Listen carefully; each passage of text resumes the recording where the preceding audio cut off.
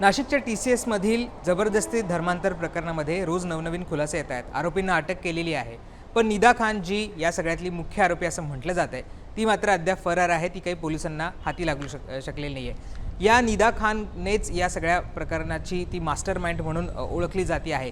तिनेच या सगळ्या गोष्टी करायला लावल्या असं सुद्धा म्हटलं जात आहे. पोलीस अर्थात त्यांचा शोध घेत आहे, पण या सगळ्या प्रकरणानंतर TCSवर सुद्धा अनेक प्रश्न उपस्थित करण्यात आले होते. इतक्या मोठ्या कंपनीमध्ये अशा गोष्टी चालत होत्या, तर TCSला याच्याबाबत काही कळालं नाही का? त्यांच्या इंटरनल कमिटीला किंवा जी पॉश जी कमिटी असते तिच्याकडे कुठल्या तक्रारी आल्या नाही का? असे अनेक प्रश्न या सगळ्या संदर्भातनं उपस्थित केले जात होते.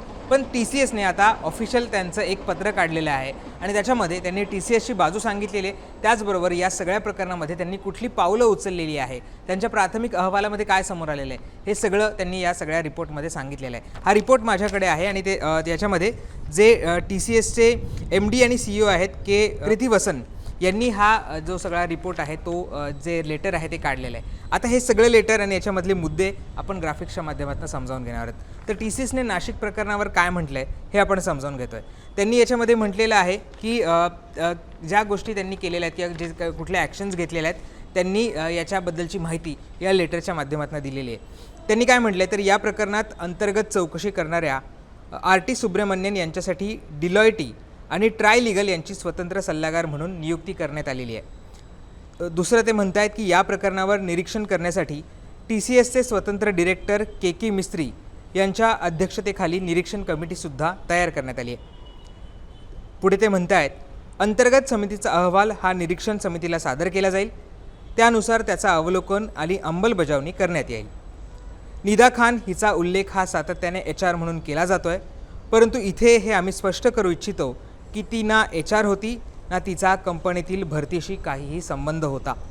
निदा खान ही प्रोसेस असोसिएट म्हणून काम करत होती. तिच्याकडे कुठल्याही प्रकारच्या नेतृत्वाची जबाबदारी नव्हती असं सुद्धा आता TCSकडनं स्पष्ट करण्यात आलेलं आहे. पुढे ते म्हणत आहेत आमचं नाशिकचं युनिट सुरूच राहणार आहे आणि आमच्या क्लायंटला सेवा उपलब्ध करून देत राहील. हे युनिट बंद होणार असल्याचे जे रिपोर्ट्स प्रेसमध्ये दाखवले जात आहेत ते काही खरे नाही आहेत. या सगळ्या प्रकरणाची संपूर्ण चौकशी बाकी असली तरी आम्ही रिपोर्ट्स तपासले असता प्राथमिक अहवालानुसार ज्या पद्धतीचे आरोप केले जात आहेत त्या पद्धतीच्या तक्रारी प्राप्त झाल्या नव्हत्या. पॉश आणि इतर पद्धतीच्या तक्रारी देखील आल्या नाहीत. TCS नेहमीच कर्मचारी आणि कल्याण आणि संस्थात्मक आचरणात सर्वोच्च मानक ठेवलेली आहेत. प्रत्येक कर्मचाऱ्याची सुरक्षितता, प्रतिष्ठा आणि कल्याणामध्ये आम्ही पूर्णपणे वचनबद्ध आहोत. आम्ही आधी म्हटल्याप्रमाणे आमच्याकडे जबरदस्ती, गैरवर्तन याबाबत 0 टॉलरन्स पॉलिसी आहे. आम्ही आमच्या कर्मचाऱ्यांना मदत करण्यावर भर देतो. त्याचबरोबर त्यांना सुरक्षित आणि प्रतिष्ठित कामाचं ठिकाण आमच्या सर्व लोकेशन्सवर मिळेल यावर आमचा भर असतो.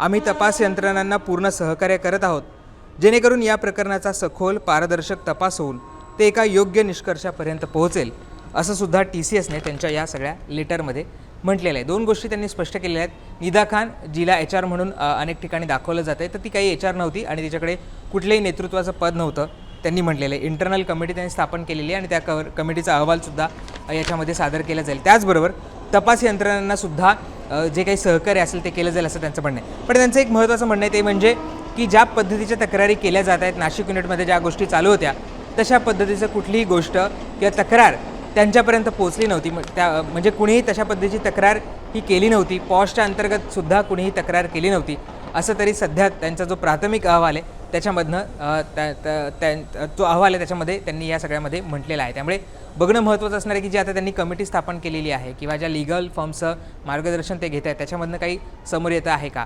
पोलिसांचा तपास कुठपर्यंत जातो त्याच्यामधनं काही नवीन धागेदोरे समोर येत आहेत का, हे सगळं पाहणं महत्त्वाचं असणार आहे. आणि जो महत्त्वाचा प्रश्न विचारला जात होता किंवा जे म्हटलं जात होतं की TCSचं नाशिकचं युनिट बंद केलं जाईल पण ते युनिट कुठेही बंद होणार नाही आहे हे सुद्धा आता कंपनीकडनं स्पष्ट करण्यात आलेलं आहे. त्यामुळे या प्रकरणात पुढे काय होतं, आरोपींच्या जबाबामधनं काही वेगळी माहिती समोर येते का हे पाहणं इंटरेस्टिंग असणार नाही. या सगळ्या संदर्भातल्या ज्या कुठल्या बातम्या असतील, महत्त्वाचे अपडेट्स असतील ते आम्ही वेळोवेळी तुमच्यापर्यंत पोहोचवत राहू. धन्यवाद.